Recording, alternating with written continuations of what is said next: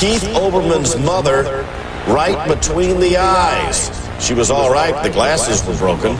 Chuck Knoblauch was such a meteoric rise and a complete fall. The yips derailed his career, and years later, spousal assault charges darkened his legacy even more, casting a long shadow over what once seemed like a shining story. Before we proceed any further, please don't forget to subscribe to the channel. They got to play at the plate. 1-0 Minnesota. Dollar Dog Night. Knoblauch was just in his early 20s when he burst onto the scene as a rookie, helping the Minnesota Twins win the 1991 World Series. It was a moment that solidified him as a rising star.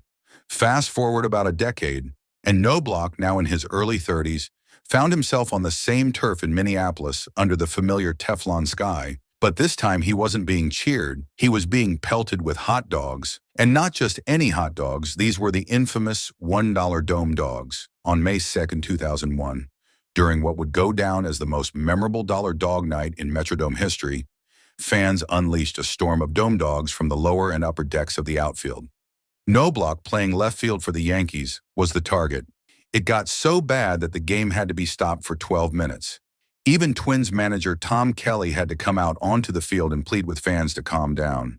So why all the hate for a guy who, just years before, had helped the Twins win a championship? Knoblauch wasn't just some random player. He spent 7 seasons with the Twins, winning Rookie of the Year, making 4 All-Star teams, and earning 2 Silver Slugger awards. But in 1998, Knoblauch asked to be traded, and his wish was granted. He went to the Yankees and immediately won 3 World Series titles with them. That betrayal in the eyes of many Twins fans was unforgivable. So when he returned to the Metrodome for the first time since the trade, wearing Yankee pinstripes and standing in left field where he had once been a fan favorite, those $1 hot dogs became weapons of choice. What should have been a nostalgic homecoming became one of the most infamous moments in Twins history. Was the forfeit. During a 12-minute delay in the 6th inning, Tom Kelly intervened. I've never seen a Major League manager do this. The Bloch Head. In Game 2 of the 1998 American League Championship Series against the Cleveland Indians, Knoblauch found himself at the center of one of the most infamous plays in his career. It was the 12th inning, and the score was tied 1-1. With the tension building, Cleveland's Travis Fryman laid down a bunt, and Knoblauch moved to cover first base, ready for a possible out. Yankees pitcher Jeff Nelson fielded the ball and made the throw to first, but it hit Fryman and rolled away, leaving the ball in play. But instead of chasing after the ball, Knoblauch froze. He turned to the umpire, arguing that there should have been an interference call on Fryman. While Knoblauch was caught up in his argument, the game continued around him. The ball was still live, and Indians base runner Enrique Wilson seized the opportunity, sprinting all the way from first base to home, giving Cleveland the lead. In the end, the Indians won 4-1, and Knoblauch's decision to stop playing and argue became the talk of the game. The New York media didn't hold back either. One newspaper dubbed him a Blockhead for what many saw as a moment of complete lapse in judgment. Instead of keeping his head in the game, Knoblauch's focus on the umpire's call became a major turning point in the Yankees' loss.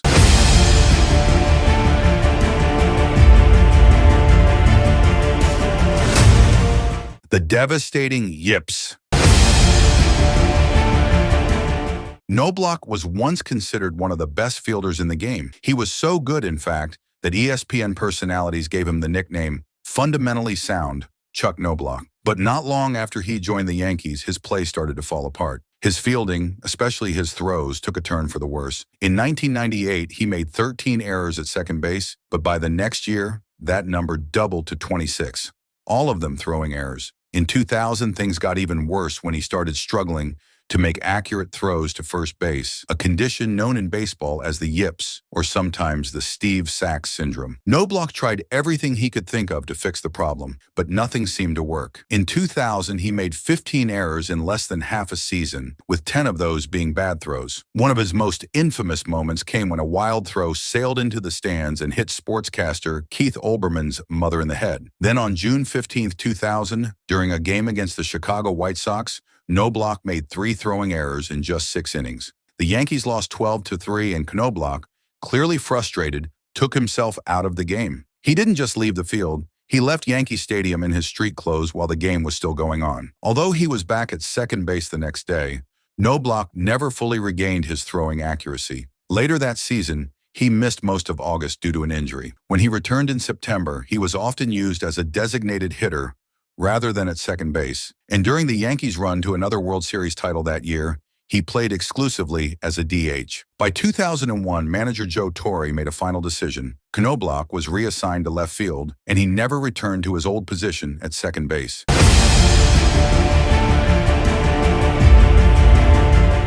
Serial domestic abuser.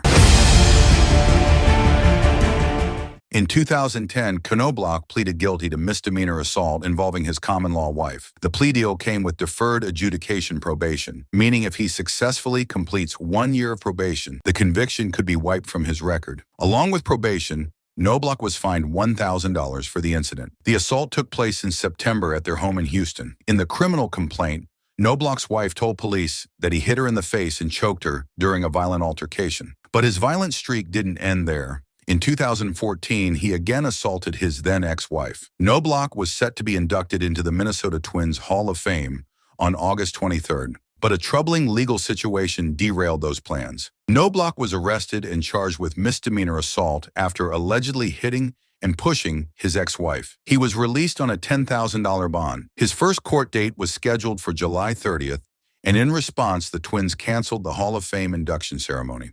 According to the police report, Knoblauch's ex-wife, Sherry, told officers that the assault happened after he became upset when she chose to sleep in another room next to her child instead of with him. Knoblauch allegedly grabbed her, slammed her head against a wall, and threw a humidifier at her. The report states that Sherry suffered a large bruise on her arm, a scratch on the left side of her face, and a knot on her forehead. Sherry tried to get help from Knoblauch's sister, who was at the house at the time, but the violence continued. He allegedly hit Sherry in the arm and chest and kept yelling at her. Knoblauch's sister eventually took Sherry to her home, where they called the police. This incident marked another dark turn in Knoblauch's life, leading to the cancellation of what should have been a celebratory moment in his baseball career. Drug scandal. In December 2007, Knoblauch's name appeared in the Mitchell Report, which exposed evidence of performance-enhancing drug use in Major League Baseball. According to the report, Brian McNamee, the Yankees' former assistant strength coach, claimed that he got human growth hormone from Kirk Radomski for Knoblauch in 2001. McNamee stated he injected Knoblauch with HGH 7 to 9 times during the season, and said Knoblauch paid for the drugs through either McNamee or another player, Jason Grimsley. There was also suspicion that Knoblauch obtained HGH directly from Grimsley, who was his teammate on the Yankees from 1999 to 2000. Knoblauch, however, did not respond to requests from the Mitchell investigators to discuss the allegations. On December 20th, 2007, Knoblauch's name also appeared in an unsealed affidavit from Jason Grimsley as an alleged HGH user. The connection between the two and their time together with the Yankees only fueled more speculation. By early 2008, Knoblauch's post-baseball life took a strange turn. On January 11th, the New York Times published an article that described Knoblauch's indifference toward both baseball and his inclusion in the Mitchell Report. He expressed surprise about being named, stating, "I have nothing to defend and nothing to hide at the same time." At that point, Knoblauch had been retired for 5 years, living in Houston with no desire to return to the game in any capacity. However, on January 22nd, 2008, Knoblauch was subpoenaed by a congressional committee investigating steroids in baseball after he failed to respond to an earlier invitation to give a deposition. In fact, by January 23rd, federal marshals had not been able to locate him to serve the subpoena. Eventually, on January 28th, the subpoena was withdrawn when Knoblauch agreed to testify on February 9th. When the day came, he finally admitted to using HGH, but insisted it had done nothing to improve his performance. In his words, "I did HGH. It didn't help me out. It didn't make me any better. I had the worst years of my career from a batting average standpoint, and I got hurt. So there was no good that came out of it for me. It was not performance enhancing for me." Well hit down the left field line. To the wall goes Puckett. Home run, Gary Sheffield. I was the first guy to bring up the steroid situation. I had a problem with it because I felt like they was taking MVPs away from me. Gary Sheffield, once an extraordinary outfielder in the MLB, saw his legendary career overshadowed because of controversies like steroid allegations, assault charges, getting shot in his shoulder, and probation for reckless driving. Before we proceed, don't forget to subscribe to the channel. Speaking of the tough moments in Sheffield's life, in 1986, Gary Sheffield, along with his uncle Dwight Gooden and fellow Tampa baseball player Vance Lovelace, faced legal trouble when they were arrested. The charges were serious, including resisting arrest with violence and battery on a police officer. Sheffield chose to plead no contest in January 1987, which led to him being sentenced to 2 years of probation.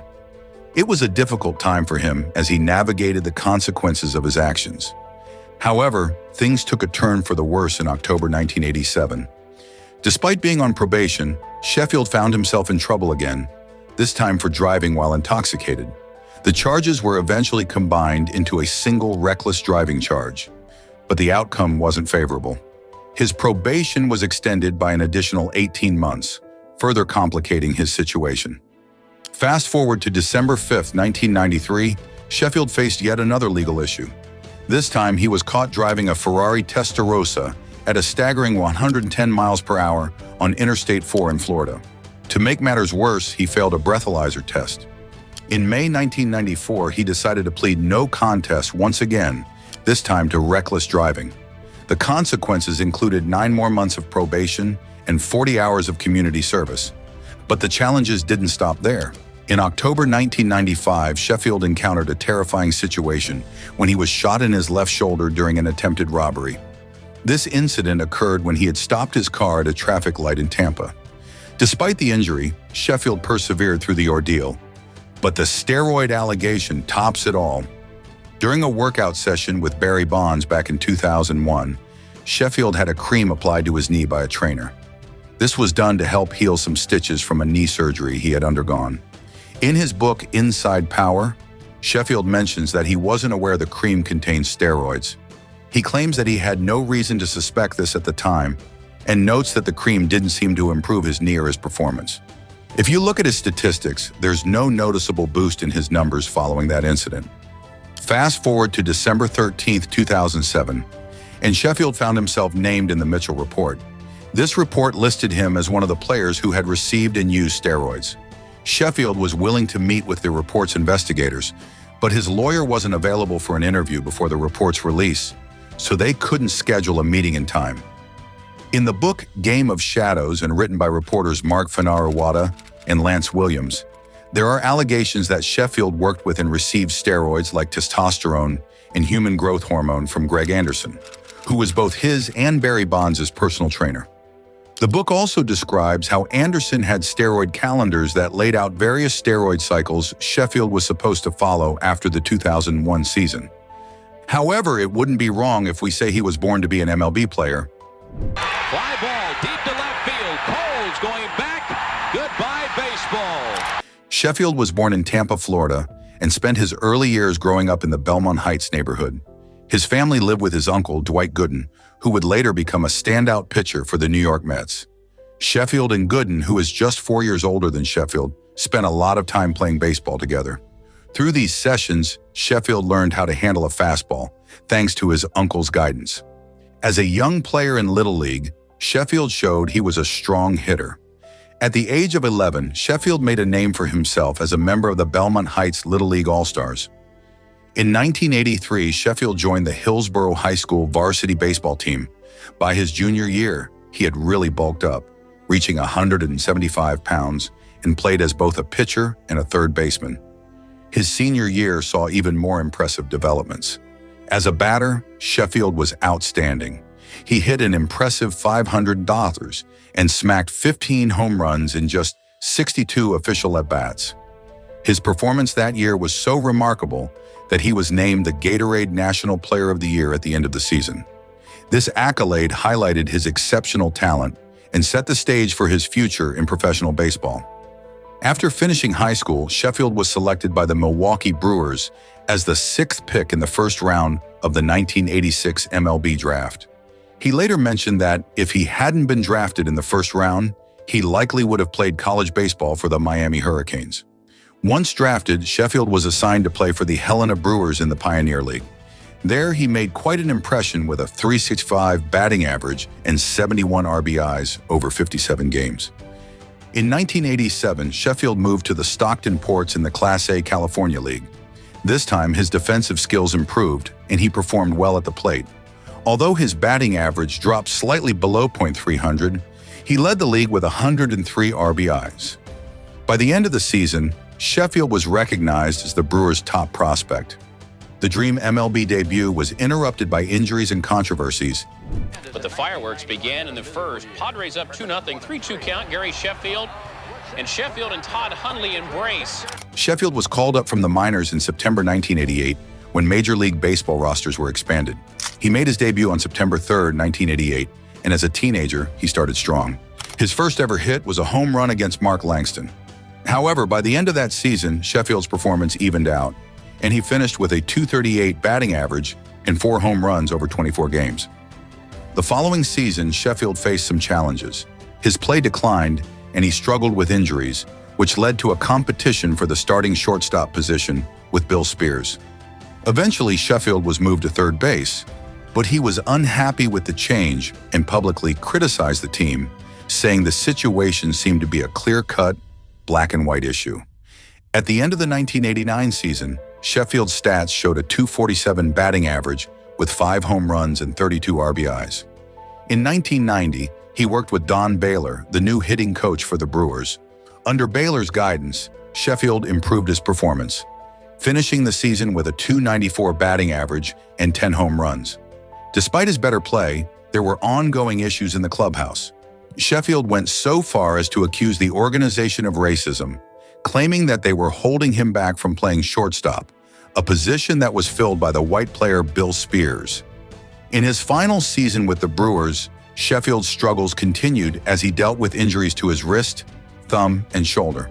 This limited him to just 50 games that year, marking a tough end to his time with the team. It says Hamilton threw his daughter onto her bed, put his hand on the side of her face and pushed downward, pinning her head, then proceeded to hit her on the legs. She told police he used an open hand. Josh Hamilton was a true MLB icon, yet his career was interrupted by injuries, performance issues, drug relapses, and even assault charges. His journey was surely dramatic, but his talent was undeniable. Before we proceed, please subscribe to the channel. His struggles started at an early stage. Before the 2001 season, Hamilton was in a serious car crash that also injured his parents, though they eventually recovered. That year marked the start of his struggles with drugs and alcohol, and he made his first attempt at getting help. His grandmother, Mary Holt, played a crucial role in getting him to stop using substances. However, things went down again. During the 2003 spring training, Hamilton failed his first drug test. He was looking forward to joining the Devil Rays in 2004, but instead he faced a 30-day suspension and a fine for breaching MLB's drug policy. A failed test meant he had a positive result for a drug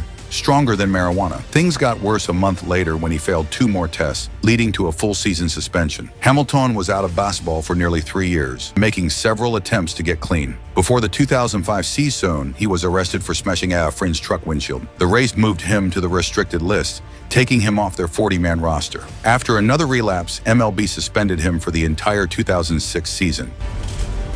It was just wrong. That's all it comes down to. I needed to be in a different place. I needed to be responsible at that moment. During his toughest times, Hamilton met a businessman named Michael Chadwick, who tried to help him get back on track. Through Chadwick, Hamilton met his future wife, Katie, who was Chadwick's daughter. In early 2006, Roy Silver, a former minor league outfielder and manager who ran a baseball academy in Florida, offered Hamilton a chance to work at his facility. Hamilton took the job, which involved cleaning bathrooms and raking the field, and lived on an air mattress in an office. By 2007, Hamilton was making strides, providing urine samples for drug tests 3 times a week to stay in line with MLB's drug policy, as reported by the New York Times. Josh Hamilton! Sobriety and success. Baltimore!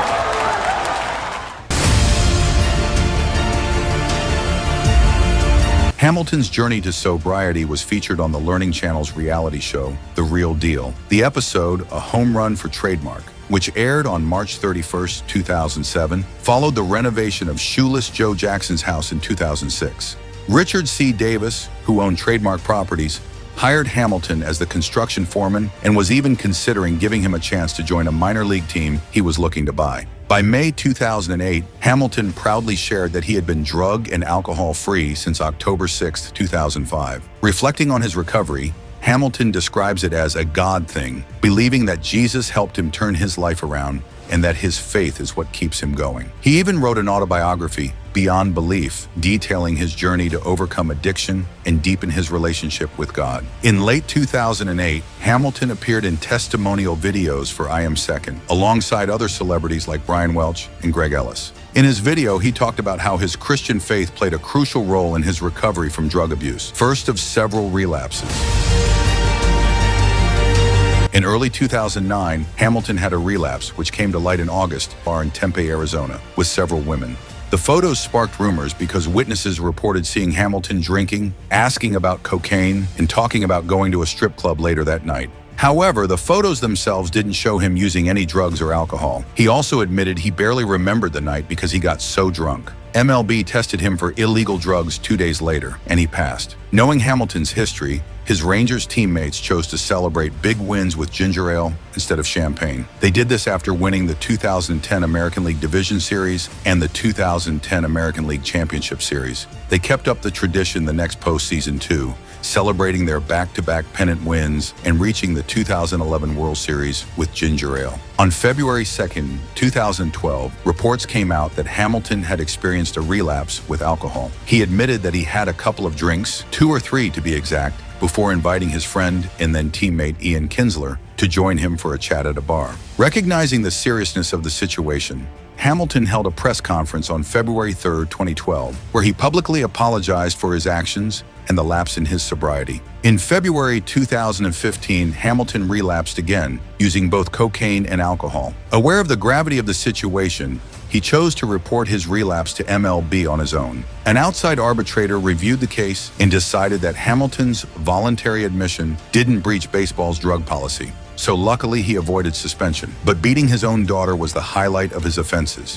Hamilton was in the courtroom there. He's wearing a gray suit. He seemed very calm throughout the entire proceeding, even. On October 30th, 2019, Hamilton was arrested and charged with injury to a child, a third-degree felony, following accusations that he physically assaulted his oldest daughter. The situation escalated, and on April 8th, 2020, Hamilton was indicted on a felony charge for allegedly beating his daughter. This charge carried a potential sentence of up to 10 years in prison. However, things took a different turn. On February 22nd, 2022, Hamilton entered a guilty plea to a lesser charge of unlawful restraint, which is a misdemeanor. For this, he was sentenced to a year of probation, fined $500, and required to complete 20 hours of community service. The court also imposed additional conditions he needed to meet. If Hamilton fulfills all the requirements of his probation, the charge against him will be dismissed. Speaking of his career, from an early age, he was a natural. Off with an off-speed pitch, but he didn't keep it down.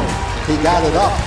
And Josh, he loves to swing at the first pitch. Hamilton attended Athens Drive High School in Raleigh, where he's shown both as a pitcher and an outfielder. His remarkable performance made him one of the top 2 prospects for the 1999 MLB draft, alongside fellow standout Josh Beckett from Texas. The Tampa Bay Devil Rays had the first pick in the 1999 MLB draft and chose Hamilton. They saw him as a top-tier, can't-miss prospect. Hamilton signed with Tampa Bay and received a substantial $3.96 million signing bonus, which set him on his way through their minor league system. Hamilton's journey began with the rookie-level Princeton Devil Rays in the Appalachian League, where he played 56 games. He quickly made an impact, moving up to the Hudson Valley Renegades, a short-season single-A team, and helping them win their first New York Penn League championship. In 2000, Hamilton played for the Charleston River Dogs in the South Atlantic League. He had a strong season, hitting .301 over 96 games, with 13 home runs and 61 RBIs. But because of an accident and drug abuse, he was out of baseball for nearly 3 years. After several months working at Roy Silver's facility, Hamilton tried to play with an independent minor league team, but MLB intervened and disallowed him to play. Hamilton was cleared to start working out with the Devil Rays minor league players beginning on June 7, 2006. By the end of that month, he was also given the green light to play in minor league games. However, before this could happen, the Rays had to place Hamilton on waivers, making him available to any team for just $20,000. Despite the low cost, no other team chose to claim him. Hamilton ended up playing in 15 games with the Hudson Valley Renegades, marking his second stint with the minor league team. It was a crucial period as he worked to get back into game shape and prove himself once again in the minor leagues to play. Josh Hamilton!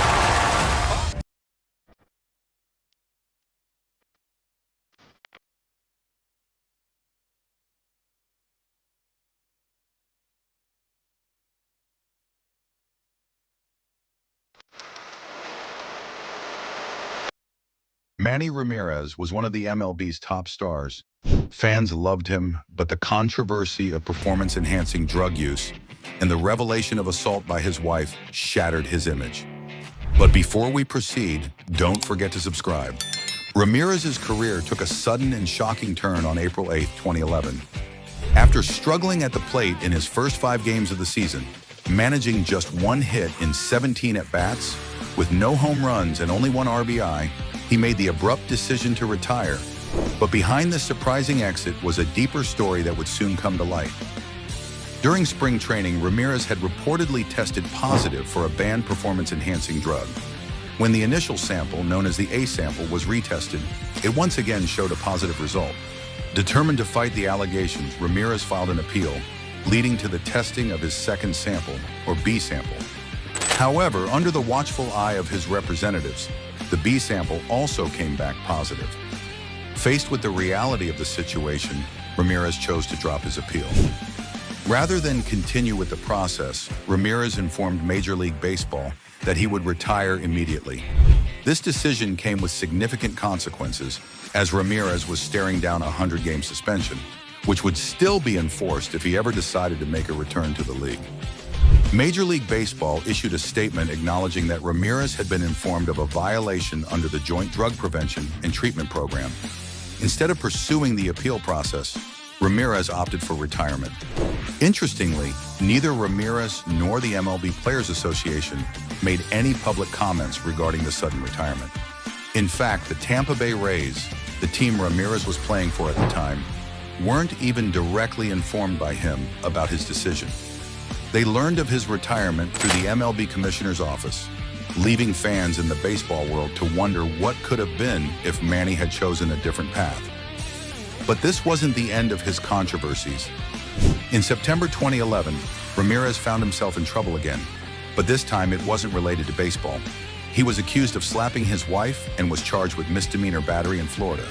However, Ramirez claimed that all he did was grab her shoulders during an argument. The legal battle dragged on for months, but in March 2012, the charges were dropped because his wife refused to cooperate with the prosecution.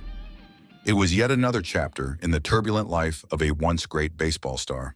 But while he had his serious moments off the field, he was also well known for his quirky, fun-loving personality that often clashed with the more serious, traditional culture of Major League Baseball.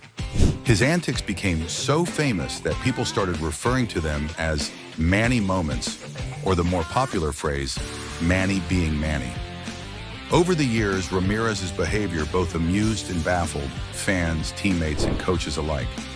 One of the more bizarre stories is when he convinced his Red Sox teammates, including Ellis Burks, to drink alcohol that he had secretly spiked with Viagra. Then there was the time he wore Oakley Thump sunglasses while playing in the outfield, which raised more than a few eyebrows. Who could forget when he disappeared through a door in the Green Monster at Fenway Park during a game to use the bathroom? Or when he hilariously dove to intercept a throw from his teammate Johnny Damon, even though it was intended for the infield? Manny also once tried selling his barbecue grill on eBay, adding to the list of odd yet entertaining moments. One of his most memorable Manny being Manny moments came when he made a great catch at the outfield wall, high-fived a fan, and then casually threw the ball back to the infield to complete a double play. These incidents were so iconic that the phrase Manny being Manny became part of baseball folklore, with the first known usage of it credited to then Indians manager Mike Hargrove in a 1995 Newsday article. Through it all, Manny Ramirez's unpredictable and often outrageous behavior only added to his legend. He was a player who could amaze you with his talent and leave you scratching your head with his antics, all in the same game. From his early years, he was obsessed with baseball, which led to further success in his career. Ramirez was born in Santo Domingo, Dominican Republic, to Aristides and Onelcita Ramirez.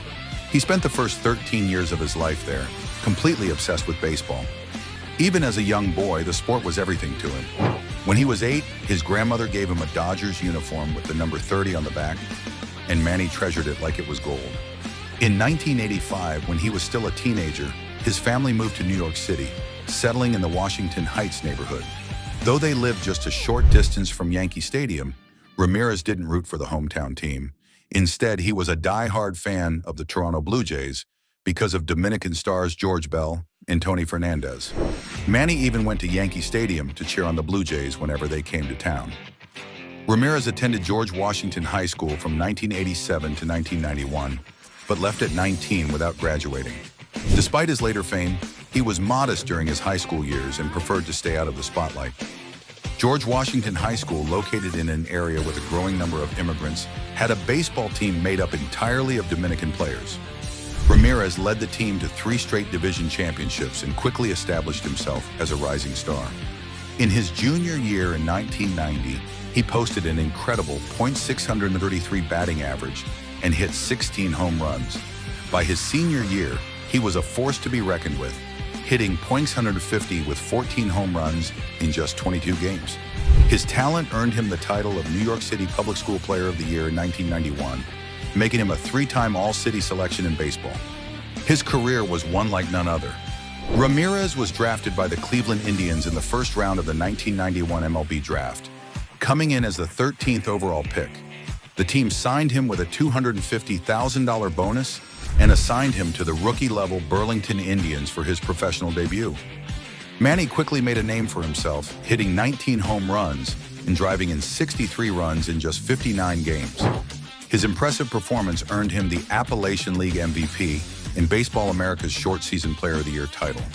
In 1992, Ramirez moved up to the Single-A Kinston Indians, where he battled some injuries but still managed a .278 average with 13 home runs and 63 RBIs in 81 games.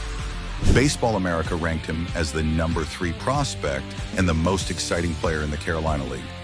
By 1993, he was the Minor League Player of the Year, hitting .333 with 31 homers and 115 RBIs across AA Canton Akron and AAA Charlotte Knights. Manny made his MLB debut on September 2, 1993 against the Minnesota Twins. Though he went hitless in his first game, he quickly turned things around. The next day at Yankee Stadium, with many of his family and friends watching, he hit his first 2 home runs. His first MLB hit was a bit of a mix-up, a double that bounced into the seats, leading him to mistakenly think he had a home run.